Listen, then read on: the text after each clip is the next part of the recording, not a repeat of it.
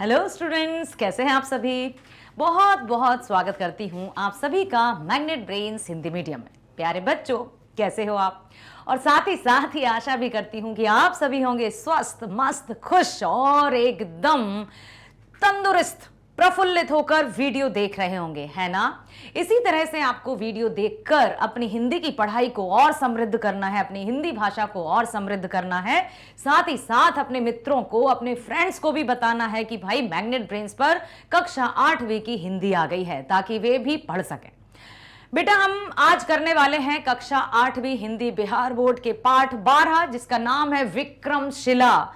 लिखा है परशुराम ठाकुर ब्रह्मवादी जी ने। आज हम इस पाठ के करेंगे प्रश्नोत्तर, क्वेश्चन आंसर्स, जिसके दौरान हम देखेंगे कि विक्रमशिला क्या है, का मतलब किस तरह से इसका इतिहास रहा है, क्या इसका इतिहास रहा है, कौन कौन ऐसे प्रमुख रहे हैं जो इसका आधार रहे हैं। ठीक है, सब कुछ जानेंगे हम। तो आइए शुरू करते हैं और बने रहना मेरे साथ शुरू से लेकर अंत तक। अच्छा, एक और प्रश्न मैं आपसे पूछूं, क्या आपने प्रीवियस वीडियो देखा जिसमें हमने विक्रमशिला क्या है, बौद्धिक शिक्षा केंद्र, हाँ ठीक है, और इसका जो निर्माण कब हुआ, किसने किया, क्यों इसका नाम विक्रमशिला हुआ, और कौन कौन सी घटनाएं हैं जो इसके साथ जुड़ी हैं, क्या विक्रमशिला विश्वविद्यालय, यूनिवर्सिटी एक सामान्य नाम है या विश्व प्रसिद्ध नाम है। विश्व प्रसिद्ध नाम यदि है तो क्यों, क्या खासियत है, इसकी क्या विशेषता है, सब कुछ जानने वाले हैं हम। तो आइए चलते हैं। प्रश्न है, विक्रमशिला नामकरण के संदर्भ में प्रचलित जनश्रुति क्या है। विक्रमशिला नामकरण के संदर्भ में प्रचलित जनश्रुति क्या है। अब यहां पर यही पूछा गया है कि जो विक्रमशिला विश्वविद्यालय है उसके नामकरण अर्थात उसका नाम कैसे पड़ा, क्या जनश्रुति है, क्या सुनने में आया है कि क्यों, किस आधार पर विक्रमशिला का नाम पड़ा।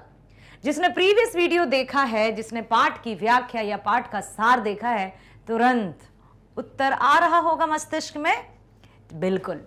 तो विक्रमशिला नामकरण के संदर्भ में जनश्रुति है कि विक्रम नामक यक्ष का दमन कर, सुनो ध्यान से, क्या है जनश्रुति कि विक्रम नामक यक्ष का दमन कर यहां बिहार या भ्रमण योग भूमि बनाया गया। आप देखो किसका किया दमन, विक्रम नामक यक्ष, जिसके कारण इस भूभाग का नाम विक्रमशिला रखा गया। तो विक्रम नामक यक्ष का दमन करके यहां विहार अर्थात होता है मठ, जैसे भ्रमण करने योग्य जो भूमियां रहती हैं उनको भूमि, उसी के कारण इसका नाम हुआ विक्रमशिला। अब है, विक्रमशिला कहां अवस्थित है या कहां पर है, कहां पर स्थित है, बताइए। विक्रमशिला बिहार राज्य के भागलपुर जिला में कहलगांव के पास अंतचक गांव में अवस्थित है। विक्रमशिला आपके ही राज्य भागलपुर कहां है, क्या आप में से कोई भागलपुर का है, बताइए। क्योंकि विक्रमशिला बिहार राज्य के भागलपुर जिला में कहलगांव के पास, भागलपुर जिला है,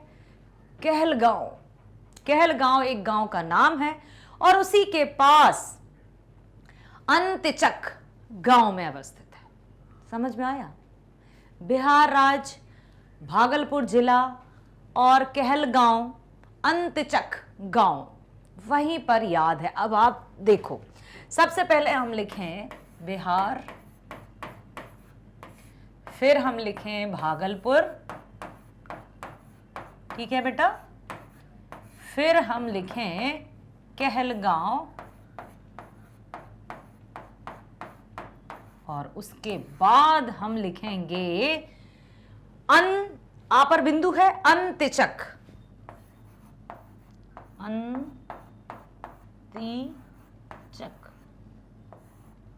ठीक, देखो, बिहार, भागलपुर, कहलगांव, अंत्यचक, क्या है यहां पर?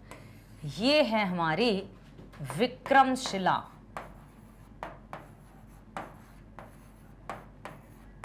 विक्रमशिला, ठीक है। बिहार, भागलपुर, कहलगांव, अंत्यचक। तो विक्रमशिला कहां स्थित है? बिहार राज्य के भागलपुर जिला में, कहलगांव के अंत्यचक गांव में, ठीक है। चलो, यहां के पाठ्यक्रम में क्या क्या शामिल था? या मैं तो ऐसे कह सकती हूं, ये पूछने में बड़ा आनंद आएगा कि यहां के पाठ्यक्रम में क्या क्या शामिल नहीं था, अर्थात सब कुछ शामिल था। योग, ध्यान, तर्क, तंत्र, व्याकरण, सब कुछ यहां के पाठ्यक्रम में। ध्यान से सुन लो, विक्रमशिला के पाठ्यक्रम में तंत्र शास्त्र, व्याकरण, न्याय, सृष्टि विज्ञान, कैसे सृष्टि का निर्माण हुआ, तथ्यों के, बिल्कुल तथ्यों के आधार पर, शब्द विद्या, शिल्प विद्या, चिकित्सा विद्या, सांख्य, वैशेषिक, अध्यात्म, विद्या विज्ञान, जादू एवं चमत्कार। हम गिनने में हिचकिचाहट हो रही है, हमें पढ़ने में लग रहा है क्या ये भी। तो सोचिए आप, विक्रमशिला के पाठ्यक्रम में ये सब शामिल था। तंत्र शास्त्र, व्याकरण, न्याय, सृष्टि विज्ञान, शब्द विद्या, शिल्प विद्या, चिकित्सा विद्या, सांख्य, वैशेषिक, अध्यात्म विद्या, विज्ञान, जादू, चमत्कार। यदि क्या, जो भी छात्र यहां से पढ़कर और निपुण होकर जब इस दुनिया में आता है, बाहर आता है समाज में, तो उसके समक्ष सब साष्टांग उसको नमन करते हैं, क्योंकि वो हर एक कुशलता में ऐसा कुशल हो जाता है कि उसके समक्ष कोई भी टिक नहीं पाता। चाहे तंत्र हो, चाहे मंत्र हो, चाहे विज्ञान हो, कला हो, व्याकरण हो, न्याय हो, नीति हो, शिल्प हो, जादू हो, चमत्कार हो, सब सब सब सब सब, अर्थात सभी कलाओं में निपुण। ठीक है। अब है अगला प्रश्न कि परिभ्रमण के दौरान आप इस स्थल का चयन करना क्यों पसंद करेंगे? अब हमें जाना है कहीं भ्रमण पर, तो हम क्यों इस स्थल का भ्रमण करना चाहेंगे? अरे मैं तो बहुत उत्सुक हूं कि काश मैं आ सकूं आपके राज्य में, भागलपुर में, कहलगांव में, अंत्यचक गांव में, जहां पर विक्रमशिला की आधारशिला थी। सौभाग्यशाली मानूंगी अपने आप को यदि मैं यहां पर भ्रमण के लिए आ सकी। तो परिभ्रमण के दौरान इस स्थल का चयन हम इसलिए करेंगे क्योंकि यह स्थान ऐतिहासिक है। ऐतिहासिक समझते हो ना? इतना पुरातत्व है उसमें, इतना पुरातन है और इतना ज्ञान, जानकारी, सब कुछ मिलता है यहाँ पर। यह स्थान ऐतिहासिक है। यहाँ कभी आर्यभट्ट जैसे विश्वविख्यात खगोल शास्त्री ने अध्ययन कर भारत की प्रतिष्ठा को बढ़ाया था। साथ ही साथ अतः शिक्षार्थियों के लिए यह स्थल नमन करने योग्य है। इसमें कोई अतिशयोक्ति नहीं कि विक्रमशिला, जो नहीं जानते वो इसके बारे में अधिक ना सुनना चाहेंगे, लेकिन जिन्होंने इसके बारे में सुन लिया और पढ़ लिया, नतमस्तक हो जाएंगे, सिर झुका लेंगे, नमन करेंगे, क्योंकि विक्रमशिला ऐसा नाम जिसके संपर्क में रहने से ही व्यक्ति का भाग्य उदय हो जाता है, वो सम्मानीय बन जाता है, पूजनीय बन जाता है। ये है विक्रमशिला। अगला है, इस विश्वविद्यालय को आधुनिक बनाने के लिए आप क्या क्या सुझाव देंगे?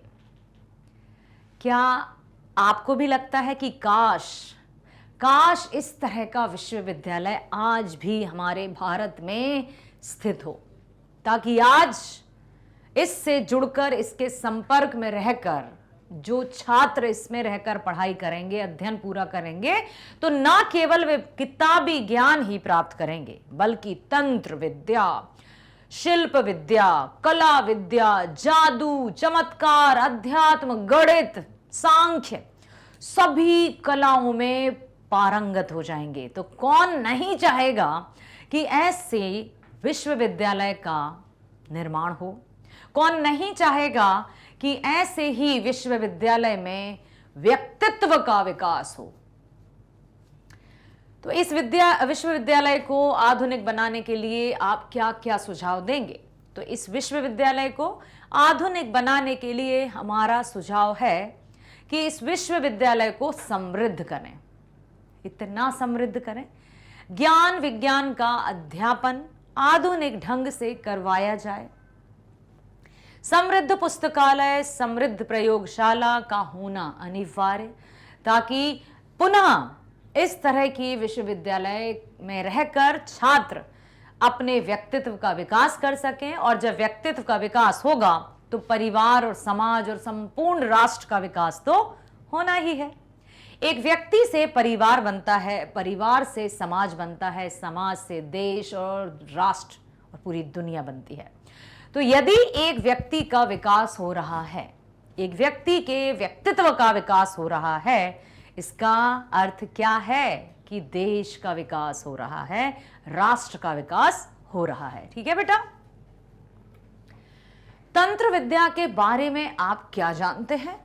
अभी उत्तर मत देखना, बताओ, क्या तंत्र विद्या के बारे में आप कुछ जानते हैं?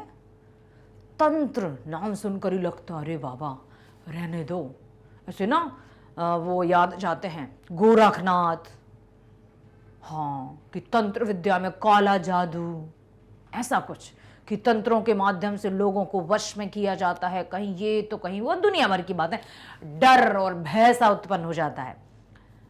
आप क्या जानते हैं तंत्र विद्या क्या है?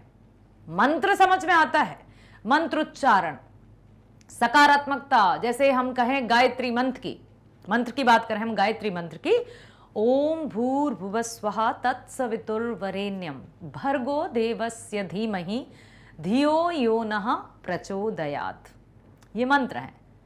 लेकिन तंत्र क्या है? तंत्र विद्या को जानने वाले तांत्रिक कहलाते हैं। इस विद्या से आसानी पूर्वक कोई कार्य शीघ्र कर लिया जाता है। जो तांत्रिक होते हैं वो किसी भी कार्य को, अजीब से कार्य को, बिगड़े हुए कार्य को, कठिन कार्य को आसानी से शीघ्रता में पूर्ण कर लेते हैं। ऐसी है ये तंत्र विद्या। तो विक्रमशिला में तंत्र विद्या की भी शिक्षा दी जाती थी। समझ में आया? अब हम चलते हैं कि निम्नलिखित संस्थाओं को उनकी श्रेणी के अनुसार बढ़ते क्रम में सजाइए। अब है विश्वविद्यालय, दूसरा है प्रारंभिक विद्यालय, तीसरा महाविद्यालय, चौथा माध्यमिक विद्यालय, प्राथमिक विद्यालय। क्या क्या होना चाहिए आपके अनुसार, फिर हम देख लेंगे। सबसे पहला प्राथमिक विद्यालय, उसके बाद माध्यमिक, प्राथमिक या प्रारंभिक? ये पहला होगा या ये दूसरा होगा, बताओ? ये तीसरा, ये चौथा, ऐसा, ये पांचवा। अब देखो आप, तो यहां पर आ जाएगा विश्वविद्यालय,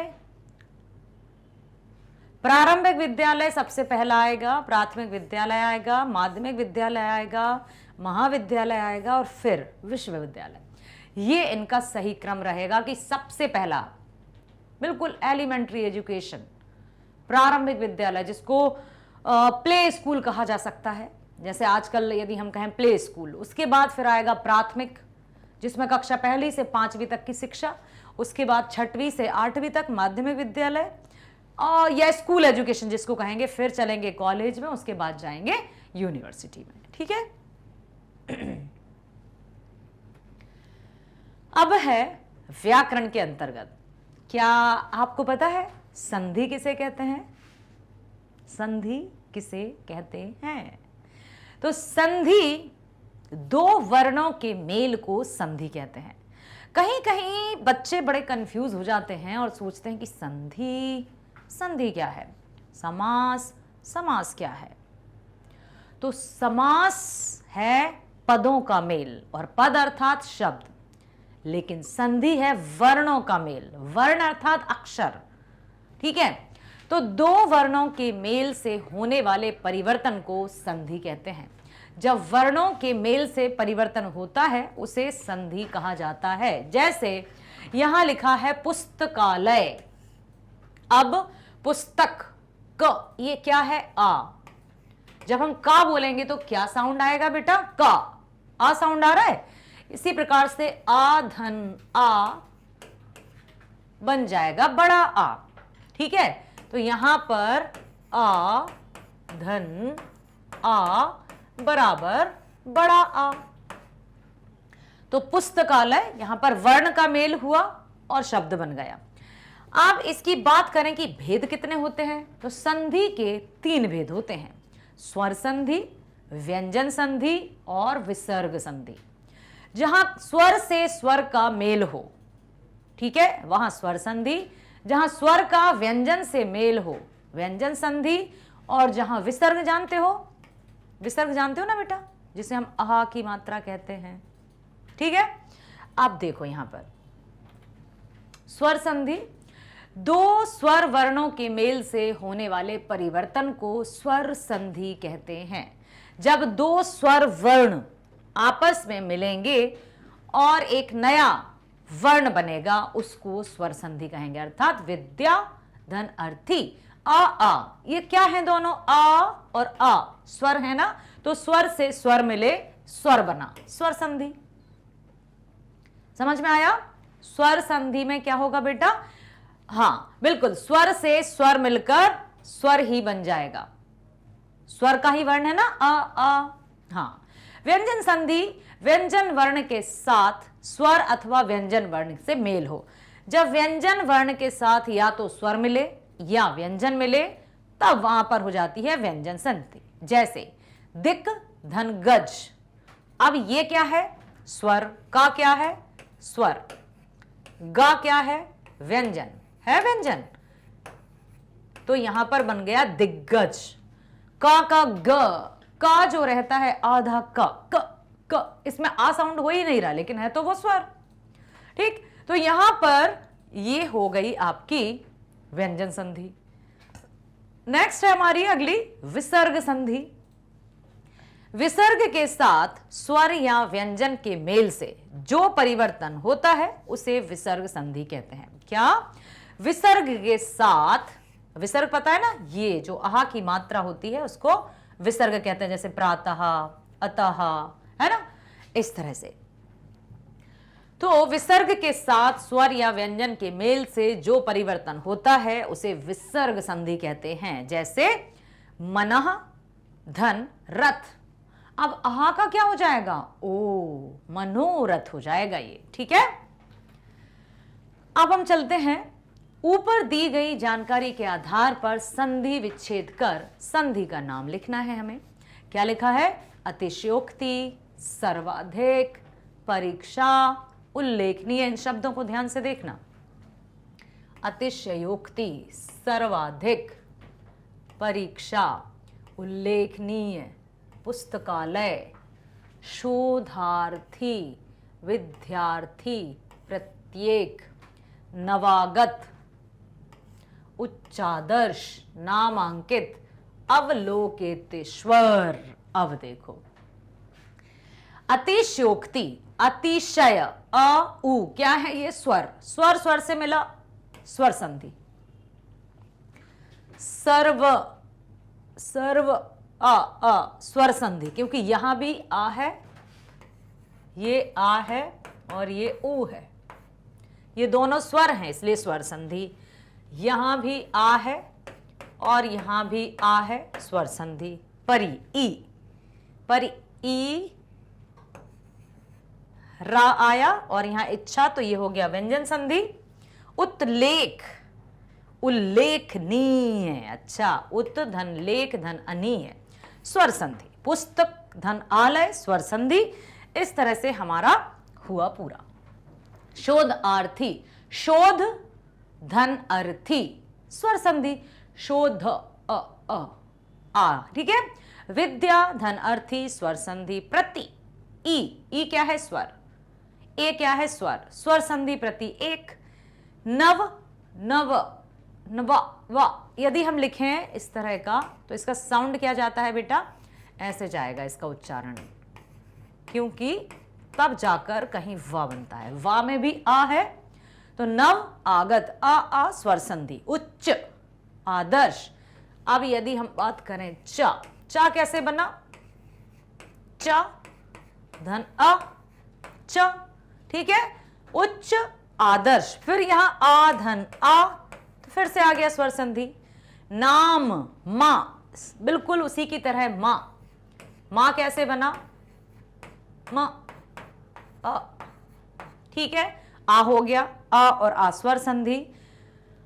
अवलोकित, ये भी आ ई स्वर संधि।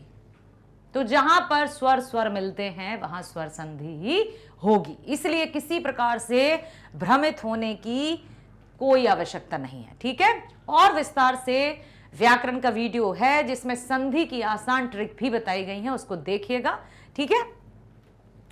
अब हम चलते हैं, ऊपर दी गई जानकारी के आधार पर निम्नलिखित शब्दों का समास बताइए।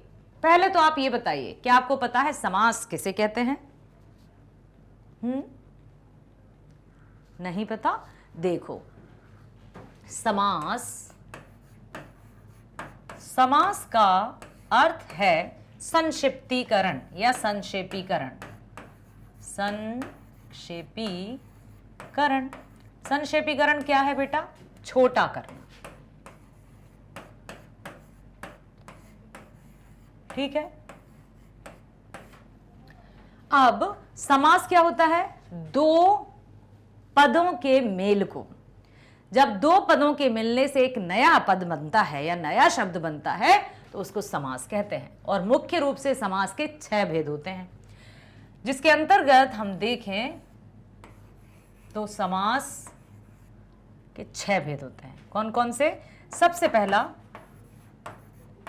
अव्ययी समास, दूसरा बहुव्रीहि समास, ठीक। तीसरा तत्पुरुष समास, तत्पुरुष समास।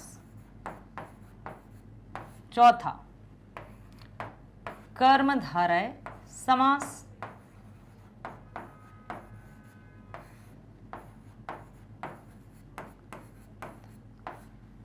पांचवा द्विगु समास और छठवा द्वंद्व समास, ठीक है। ये हमारे समास हैं। तो इनको आप नाम कैसे याद रखेंगे? अ, ब, त, क, द, अब तक दादा, ऐसे याद रख लो तो 6 नाम याद हो जाएंगे। क्या लिखा है? अब तक दादा, अब तक द, ये नाम लिखें। आ से अव्ययी भाव, बा से बहुब्रीहि, ता से तत्पुरुष, का से कर्मधारय, दा से द्विगु और दा से द्वंद्व, इस तरह से, ठीक है। तो ये मुख्य रूप से होते हैं 6। अब यहां पर हमें यह देखना है कि हम कैसे पता करेंगे कि कौन सा समास है इसमें। इसका विस्तृत वीडियो भी अपने बिल्कुल आप देख सकते हैं, और किसी दिन हम लाइव में लेकर आएंगे कि समास किसे कहते हैं, विस्तार से समझने के लिए, तो जुड़िएगा हमारे साथ। अब है अभेद्य, अखंड, पत्थर घट्टा, द्वार पंडित, कुलपति, शिक्षा केंद्र, देश विदेश। अभेद्य नज, ठीक है। अभेद्य, अखंड, पत्थर घट्टा, द्वार पंडित, कुलपति, शिक्षा केंद्र, देश विदेश, जिसे भेदा ना जा सके, जिसे खंडित ना किया जा सके, पत्थर घट्टा, पत्थर का घट्टा, द्वार पंडित, द्वार का पंडित, कुलपति, कुल का पति, शिक्षा केंद्र, शिक्षा का या शिक्षा के लिए केंद्र, देश विदेश, यहां पर द्वंद्व समास। तो तत्पुरुष समास वो समास होता है जिसमें कारक विभक्ति का प्रयोग होता है, और द्वंद्व समास में दोनों पद इक्वल अर्थात बराबर होते हैं। अब हम बात करें कि संधि और समास में अंतर क्या होता है। संधि और समास में निम्नलिखित अंतर है। क्या है? संधि में दो वर्णों का मेल होता है। अभी अभी मैंने बताया था आपको कि संधि जो है उसमें दो वर्णों का मेल होता है, जैसे देव, धन, आलय। देव, यहां क्या हुआ? आ। यहां क्या है? बड़ा आ, देवालय बन गया। ठीक, तो यहां पर दो पदों का मेल होता है, जैसे गंगा, धन, जल। तो जो संधि होती है उसमें वर्ण का मेल, समास में पदों का मेल। संधि में वर्ण मेल से वर्ण परिवर्तन होते हैं, समास में दो पदों या शब्दों के बीच का कारक चिन्ह जो होता है विभक्ति, उसका लोप होता है। जैसे गंगा का जल, गंगा जल बन गया। ठीक है, और किसी एक, जैसे ये है पूर्व पद, ये है उत्तर पद, पहले वाले पद को क्या कहते हैं? पूर्व पद। दूसरे वाले को क्या कहते हैं? उत्तर पद। ठीक, तो अब गंगा जल, पहला है गंगा, दूसरा है जल, लेकिन वो कहलाया गंगा जल, तो यहां पर हो जाता है समास। संधि और समास में अंतर है कि राजा का पुत्र राजपुत्र कहलाता है, विद्या का आलय विद्यालय, रसोई के लिए घर रसोई घर। उपरोक्त उदाहरण में हमने देखा कि दो शब्दों के बीच एक विभक्ति का प्रयोग किया गया है और विभक्ति लोप के बाद दोनों शब्द मिलकर एक शब्द हो गए। ऐसे ही संयुक्त शब्दों को समास कहा जाता है। आशा करती हूं आपने बहुत ध्यानपूर्वक सुना है, और जब सुना है तो समझ में अवश्य आया होगा। यदि इसके बाद भी कुछ आपको कंफ्यूजन है या कोई प्रश्न आपके मस्तिष्क में उपज रहे हों तो अवश्य आप कमेंट बॉक्स में लिखिए, मैं उनका उत्तर अवश्य दूंगी। और बने रहिए हमारे साथ मैग्नेट ब्रेन्स हिंदी मीडियम पर। मिलते हैं नेक्स्ट वीडियो में।